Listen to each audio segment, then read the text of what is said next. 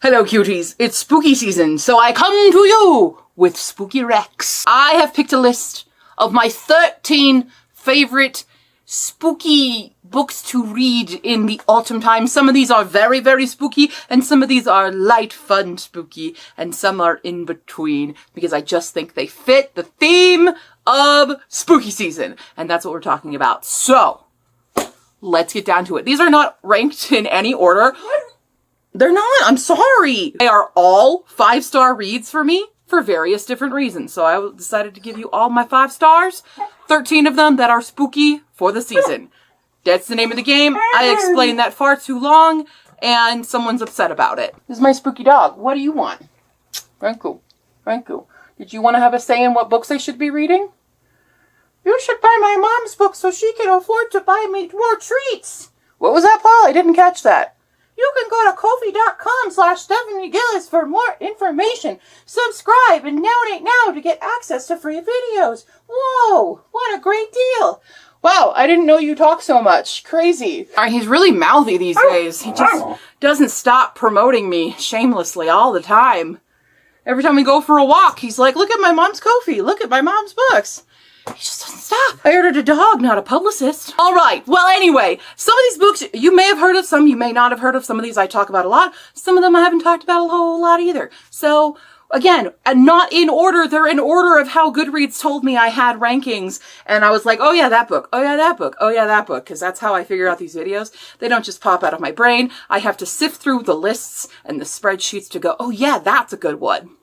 Cool. Anyway, the first one you've heard me mention probably many times, and that is The Graces by Laure Eve. This is very cozy spooky. It deals with kind of witchery and a bit of a mystery, and there's some spookiness and some unaliving and some maybe coming back from the unaliving and spooky things. And it just has really good fall vibes overall. I think the prose is very beautiful. Now, granted, I read this book many, many years ago, so I don't know where it stands for me today, but from what I remember and from the vibes that I got from the book, spooky times. Number 2 is The Bone Houses by Emily Lloyd Jones. This has zombies, and in particular, it has Bone Goat. It is a dead goat who comes back to life as a bone goat, and it's the best character. And our main character works in a graveyard and has an axe and is just cool and awesome, and she meets this dude who wants to try to find this mystical land and enlists her help basically as a bodyguard to get him there and uncover these deep dark secrets of the past. And it just has the spooky vibes, and Bone Goat is supreme. We love Bone Goat. More on the line of comedy, humor, spooky season, we have My Imaginary Mary by Cynthia Hand Brody, Ashton, and Jody Meadows. This is the second book in the Mary series. You can read them completely separate. They don't connect except for My Contrary Mary and My Lady Mary. Those are the only two that connect in these. Not My Lady Mary, My Lady Jane. Wow, I was just stuck in the Mary. This is a Mary Shelley Frankenstein-esque story. It does deal with Mary Shelley herself and Ada Lovelace, and it's very, very fun and very cool. So if you want a more comedic with a bit of a romantic time and the spooky season time, this is a perfect fit. For all you graphic novel lovers out there, we have Garlic and the Vampire, as well as Garlic and the Witch. Garlic and the Vampire is first, then Garlic and the Witch. They're very short, very cute. It is so cute, and it'll make you want to just have your own little witch garden and magic all of your vegetables to life. It's so cute. I cannot stress how cute it is. There should be plushies of all of these little guys. They need to be plushies. And then on a completely separate note, we have a mystery, super serial unaliver story. It is Silence of the Lambs for YA, and it's fantastic. I've talked about it a lot. It's one of my all-time favorite books, and that is None Shall Sleep by Ellie Marney. I credit this book for giving me the greatest jump scare I've ever had. Well, is it the greatest one? It's definitely a good one, where you're in a moment of investigation with the FBI guys, and all of a sudden the voice actor for the serial unaliver comes on, and you're like, wait, what? He was there? That was who he was talking to? And you freak out a little bit, and then things go awry. But yeah, it's really, really good. It stars a final girl helping the FBI, and then another guy who's also helping these kids that are helping the FBI try to figure out this serial unaliver, all while talking to a super spooky, creepy dude, who is our kind of Hannibal Lecter character. And I haven't read the sequel yet, and I own it. I really need to read it, but I'm very nervous to read it. But there is a sequel, and that's called Some Shall Break, and I'm hoping it lives up to the memory that I have for None Shall Sleep. Next up is a very, very spooky, very feminine rage book, and that is Slewfoot by Brom. This is set way back in the early New England, what's the terminology? Not pilgrims, but those peoples, the Puritans, that's who it is. Times with a woman whose husband dies, and she's a very outspoken woman who's a little bit witchy, and she kind of makes a pact with something, and chaos ensues. There are witch trials, and there's a lot of just these men folks suck and get their comeuppance because Slewfoot is coming for you. It's just great. It's very, very spooky. The art is very, very good as well. It's Brom is an artist as well as an author, and I think it's my favorite book that he's written so far. I did read The Child Thief and also enjoyed that, but I liked Slewfoot a lot more. Then we have Her Majesty's Royal Coven by Juno Dawson, and this is fantastic. This involves several different POVs. It's modern witches. It's a little bit of, not espionage, what is it? It's modern witches and what is the definition of being a witch. It also has a lot of topics on gender and what it means to be a witch, and, you know, conflicting opinions within friendships, and also has historical stuff because Her Majesty's Royal Coven started with Anne Boleyn, and it's all around great. The different POVs are very intriguing, and I really latched on to a lot of the characters in this, and it overall has great conversations. While still being spooky, it has relevant topics for today's world. Next up, we have The City of Dusk by Tara Sim. This is a chunky book, and it deals with people with magic, and there are necromancers. That's why it's really the spooky season. So if you're really a higher fantasy person, but you still want to be a little bit spooky, this has the undead. And it left off on a cliffhanger. I will say I have the sequel, haven't read it yet, need to read it. I'm a little bit like, I'm scared to read it because I was so upset by that ending because it unalived a favorite character of mine, I'll say. But he's kind of still around. I mean, there's a lot of undead, there's ghosties, there's spookies, it's also very gay, and it's got a very unique cast of characters that I thoroughly enjoy. Other people might find it a bit boring. I think it does kind of have a slower build to it. There's a lot of world building in this first one. So if you're up for that, if that's more your taste, then you'll like it. If you're like, no, not exactly my vibe, you can just skip that one. But it was definitely my vibe. This is not set in spooky season, but it is a spooky, spooky book. And that is The Sacrifice by Rin Chupeco. I read this year and absolutely fell in love with it. I was so spooked out. I was reading it and it jump scared me.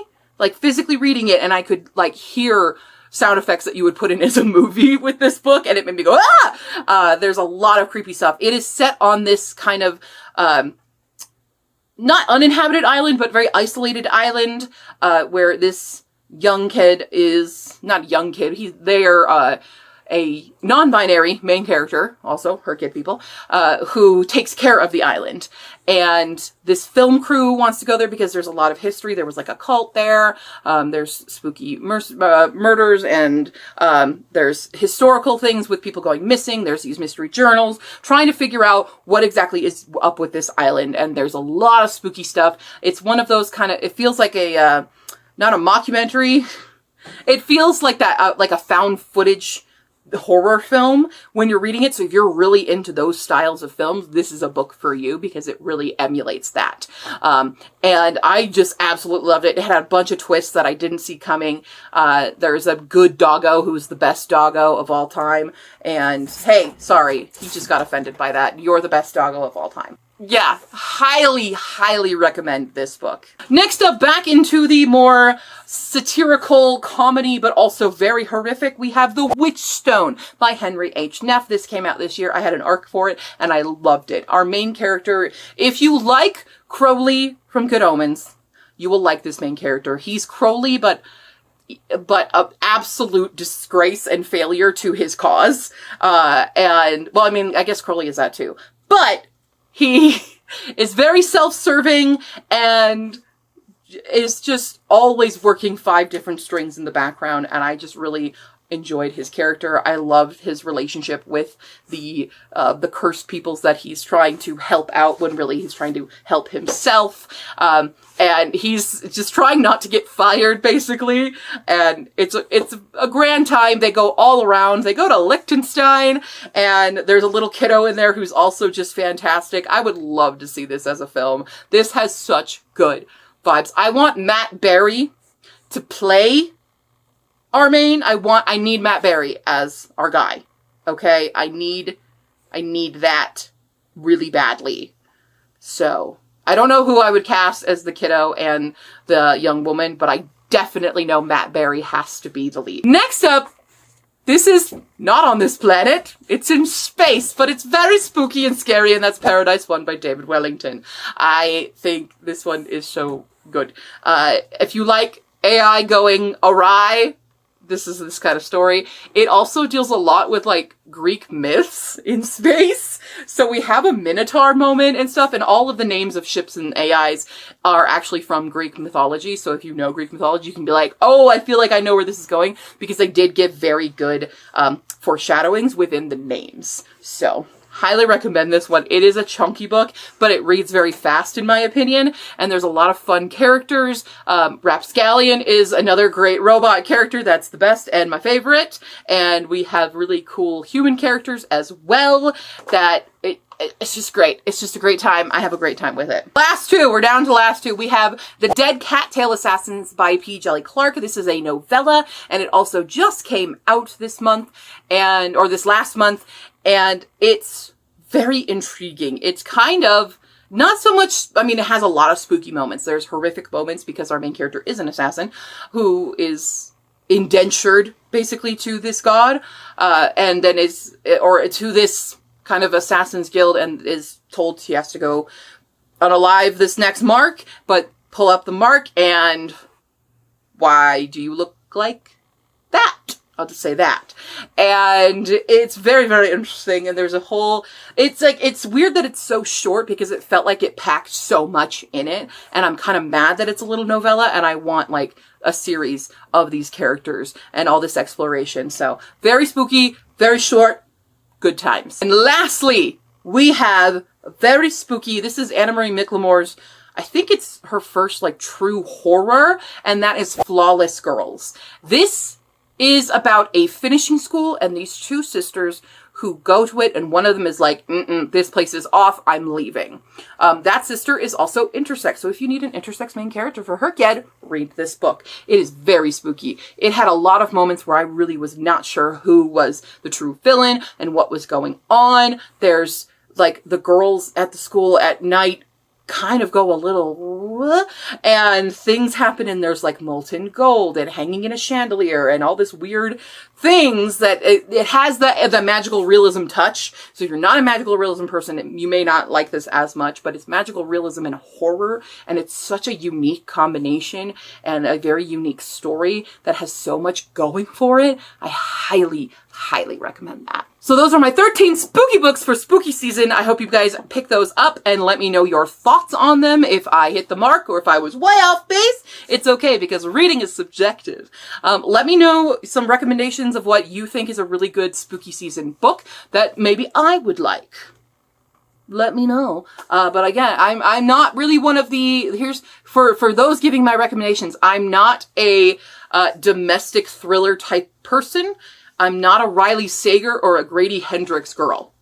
I'm not them. I know they're not domestic thriller, but that's also, I wanted to put that out there. That's not my style of book. So, if you have more of the paranormal horror stuff, I'm more inclined to that. Or if you have something very much None Shall Sleep. I have yet to find another book that I like as much as that book in that style of true mystery thriller. So, cool. All right. Leave those all in the comments below. As usual, all the links are in the description, the Ko-fi page, the Amazon wishlist, the viewer pool. If you have a book you want me to read, put it in that viewer pool. Paul's wishlist is also there, and all the other social media links and my friends is all in that. Hope you guys are having a great spooky season. I'll see you next time, cuties. Bye!